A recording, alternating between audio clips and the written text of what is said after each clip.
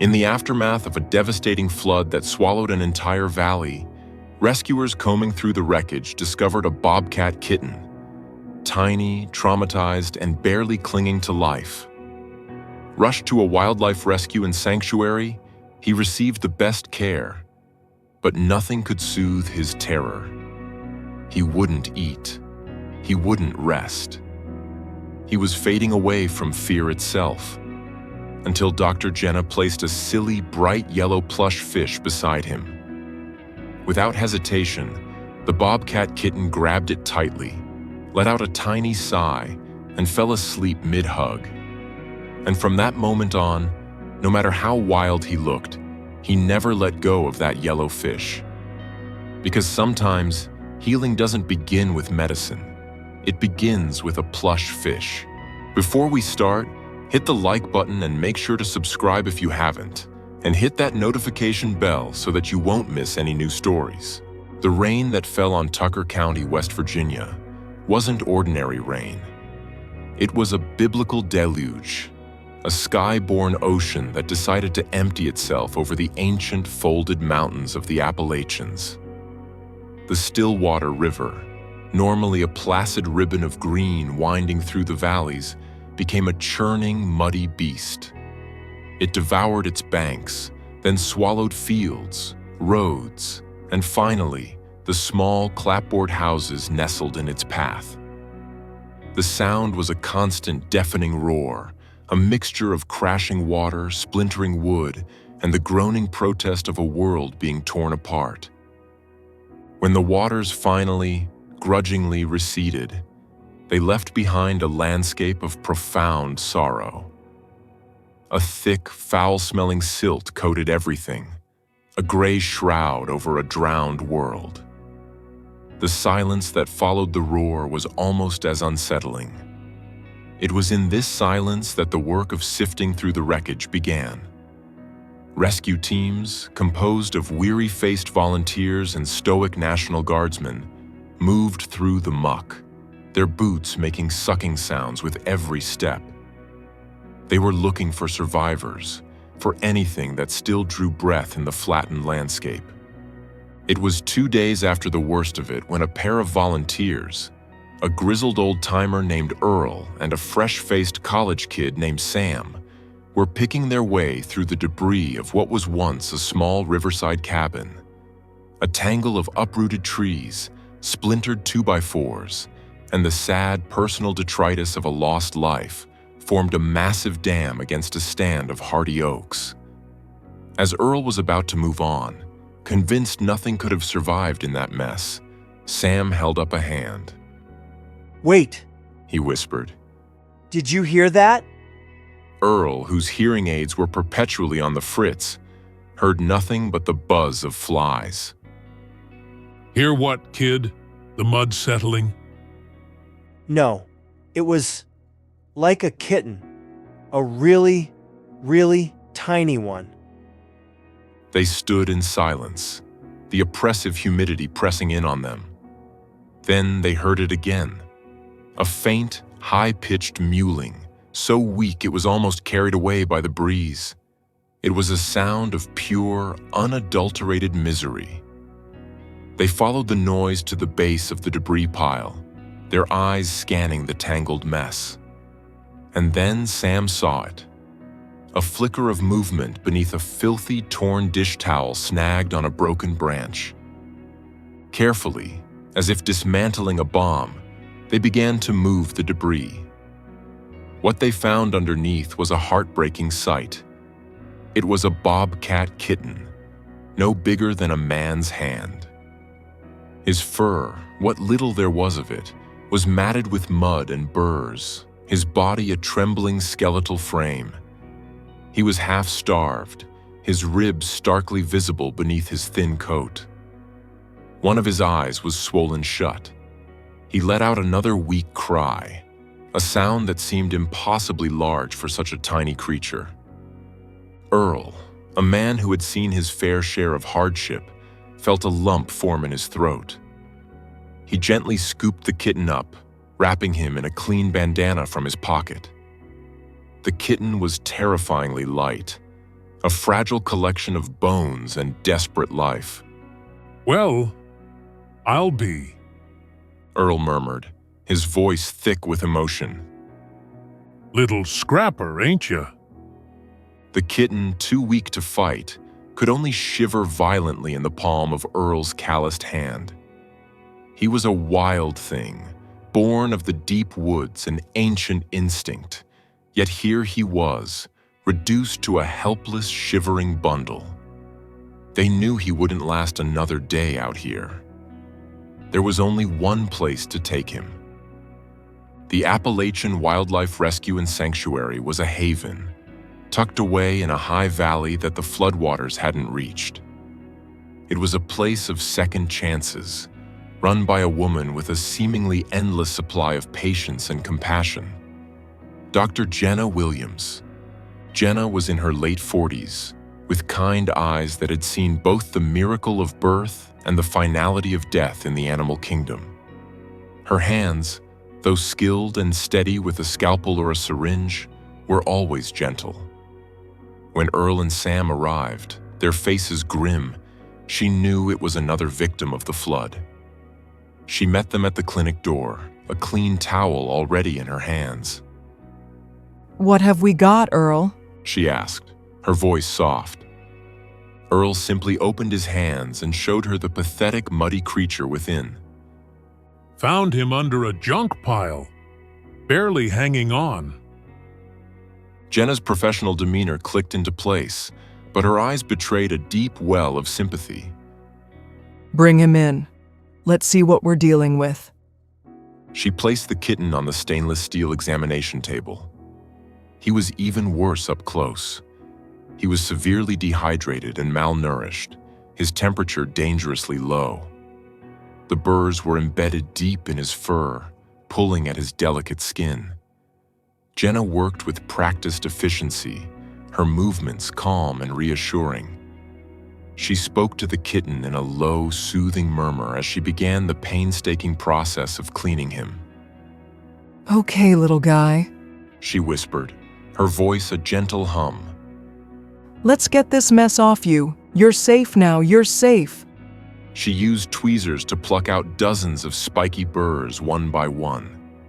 She gently wiped the mud from his face with a warm, damp cotton ball, carefully cleaning around his swollen eye. The kitten, whom she had decided to call Rusty for the reddish tinge of his emerging fur, trembled ceaselessly. He was too weak to hiss or spit, but his fear was a palpable thing in the quiet room. After he was clean, Jenna administered subcutaneous fluids to combat his dehydration and carefully syringed a special milk replacer for wild felines into his mouth. He drank weakly at first, then with a flicker of renewed strength. She wrapped him in a soft, heated towel and held him close to her chest, hoping her body heat and the steady rhythm of her heartbeat would calm him. But it didn't.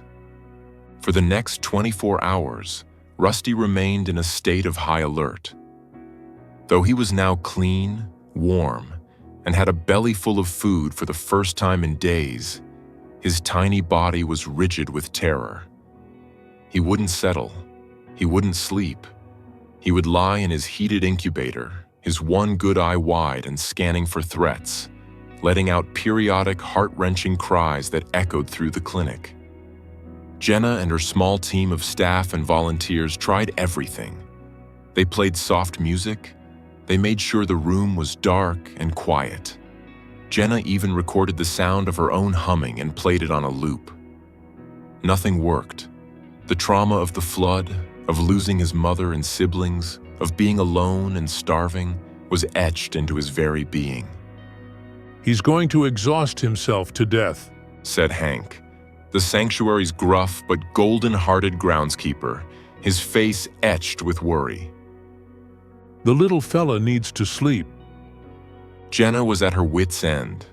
She sat by Rusty's incubator late on the second night, her heart aching with every cry.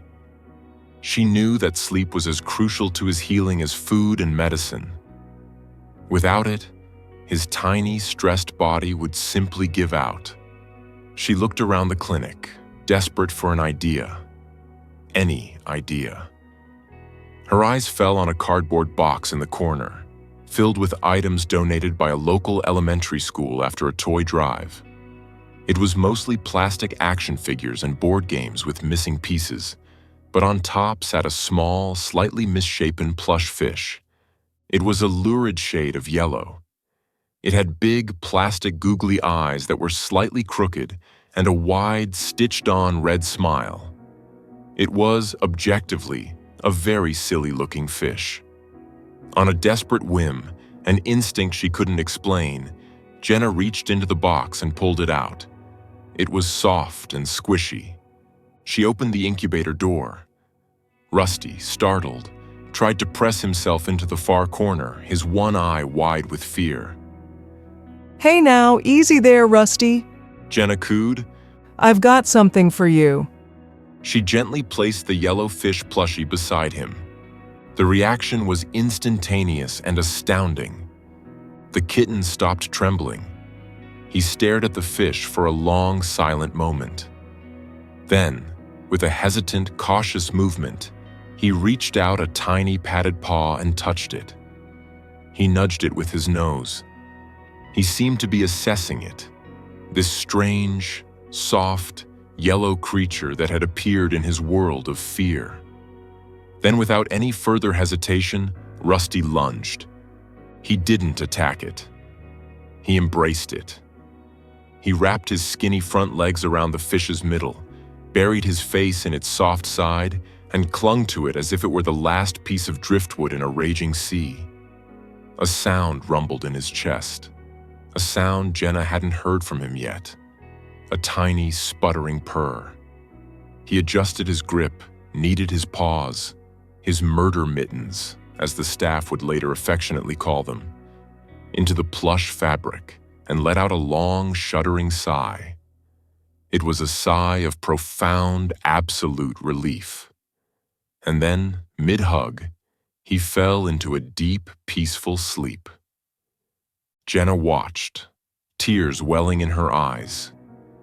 It was the breakthrough he needed. The ridiculous, googly-eyed fish had done what medicine, warmth, and human kindness could not. It had given him a sense of security. It was his anchor in the storm of his trauma. She gently closed the incubator door, a wide smile spreading across her tired face. Hank, who had been watching from the doorway, just shook his head in amazement. Well, I'll be. He grunted, a rare smile cracking his weathered face. He just needed a friend. From that night on, Rusty and the plush fish, which the staff unanimously named Finnegan, were inseparable. With the comfort of his companion, Rusty's recovery accelerated at an incredible pace. His appetite became voracious. His once skeletal frame began to fill out with lean muscle. His coat grew in thick and beautifully spotted, the distinctive markings of a healthy bobcat. His swollen eye healed completely, revealing two bright, intelligent, and mischievous golden orbs. He was a whirlwind of kitten energy. He pounced on dust bunnies, chased the swishing end of a broom, and practiced his stalking skills on unsuspecting volunteers' shoelaces. But through all his playful antics, Finnegan was never far away. He dragged the yellow fish with him everywhere. He would carry it by its tail, its head, or sometimes gripped awkwardly in the middle, the fish bumping along beside him as he explored his ever-expanding world. And when it was time to sleep, the ritual was inviolable. Rusty would play until he was exhausted. Then he would search for Finnegan. Once the fish was located, he would pick it up, carry it to his favorite sleeping spot, a soft sheepskin rug in the corner of his large enclosure, and proceed to wrestle it into submission before curling up with it, his paws wrapped tightly around its plush body. His dependence on the fish for sleep became a sanctuary-wide legend. It was a source of endless amusement for the staff. The unwritten rule, known by everyone from Jenna to the weekend volunteers, was simple. No fish, no sleep. Forgetting the rule had consequences. One evening, a new, well-meaning volunteer, a young woman named Sarah, tidied up Rusty's enclosure while he was distracted by a particularly fascinating feather.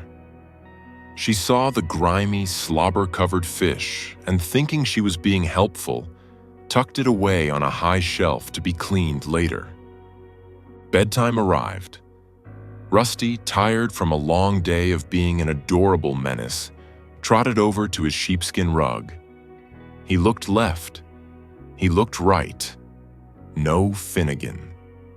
He let out a questioning chirp, then a louder meow. When the fish failed to magically appear, the protest began in earnest. It started as a series of annoyed, high-pitched yowls. Within 10 minutes, it had escalated into a full-throated, dramatic lament that echoed through the entire sanctuary. It was a sound that could curdle milk, a cry of such profound betrayal and anguish that it sounded, as Hank put it, like a rusty gate swinging in a hurricane during a catfight. Jenna came running from her office. What on earth is going on? It's Rusty. Hank said, trying not to laugh. Someone's broken the law. The fish is missing. A sanctuary-wide alert went out. Sarah, realizing her terrible mistake, turned pale. I put it on the shelf. She stammered, but the fish wasn't on the shelf. The search began. Staff members were on their hands and knees, peering under furniture, checking behind supply cabinets, all while Rusty's operatic protests provided a frantic soundtrack. The other animals in the sanctuary, disturbed by the racket, began to call out in confusion. The owls hooted, the resident fox barked, and even the old deaf raccoon poked his head out of his den. Finally, after 15 minutes of mounting chaos, Hank, armed with a flashlight, peered behind the small refrigerator in the clinic's break room. And there it was. Finnegan had evidently been knocked off the shelf and had bounced into the dusty space behind the appliance. Got it, Hank declared, holding the dusty fish aloft like a trophy. He presented it to Rusty, who immediately fell silent. The bobcat snatched the fish, gave it a thorough sniffing over to ensure it was unharmed, and then shot Hank a look of pure, unadulterated disdain, as if to say, "And you call this a professional operation?" He then trotted back to his rug, Finnegan firmly in his grasp, curled up, and was asleep in seconds, purring like a well-oiled V8 engine. Sarah was mortified, but Jenna just laughed, patting her on the shoulder. Lesson learned. She said kindly. Around here, that fish is more important than the head vet. As Rusty grew, so did his personality.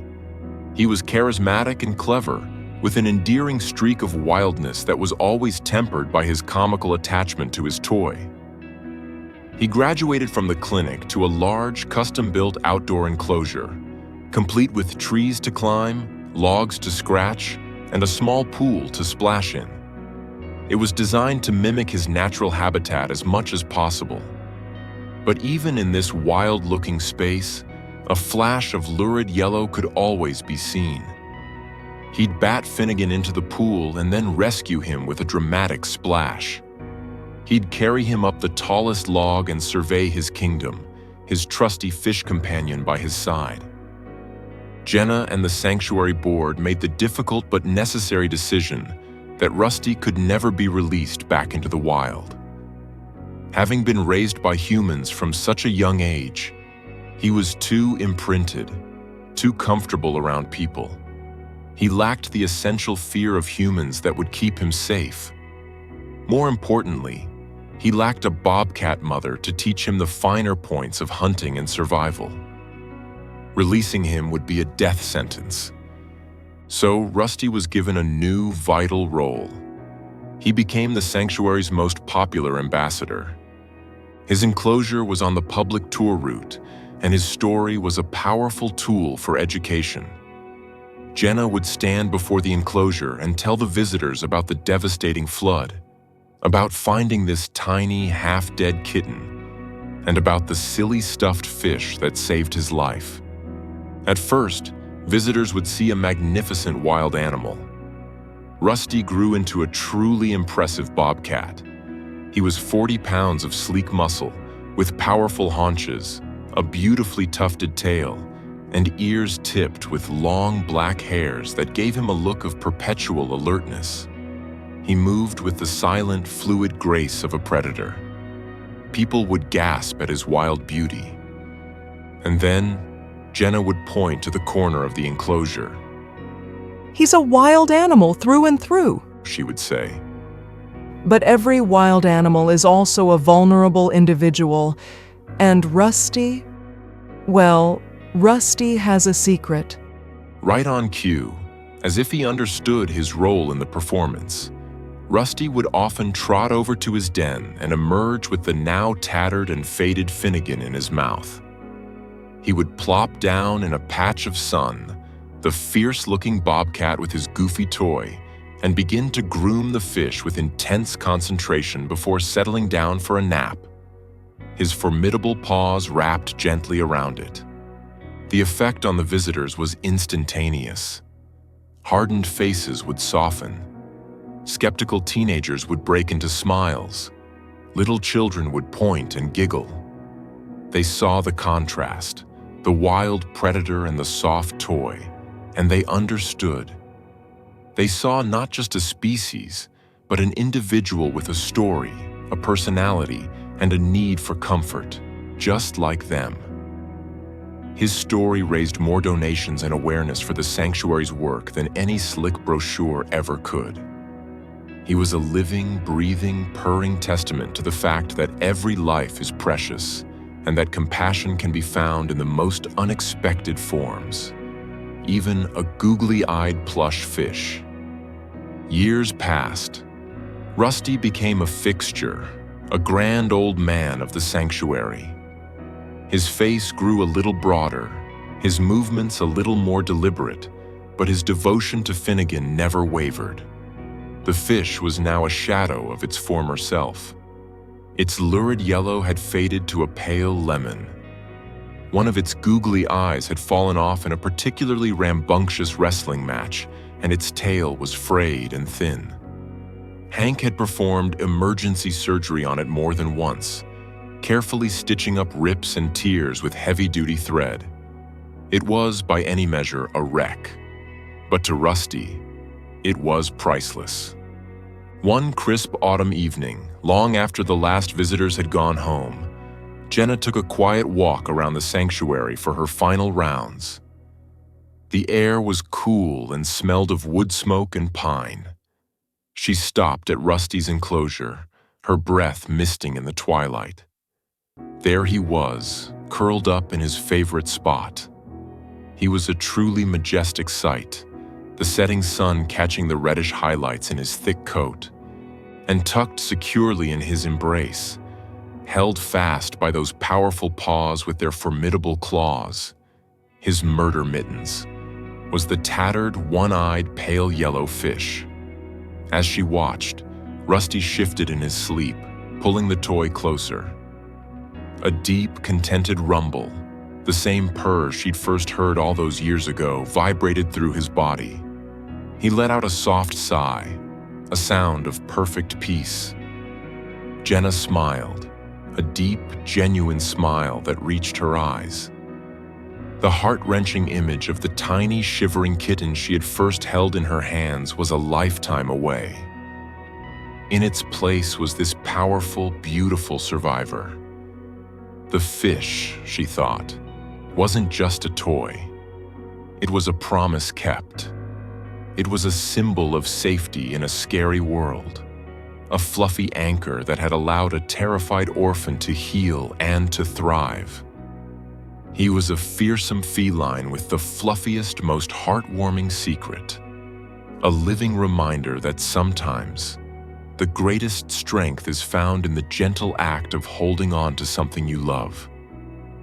And under the rising moon, the wild bobcat slept on, dreaming his wild dreams with his oldest friend locked safely in his arms.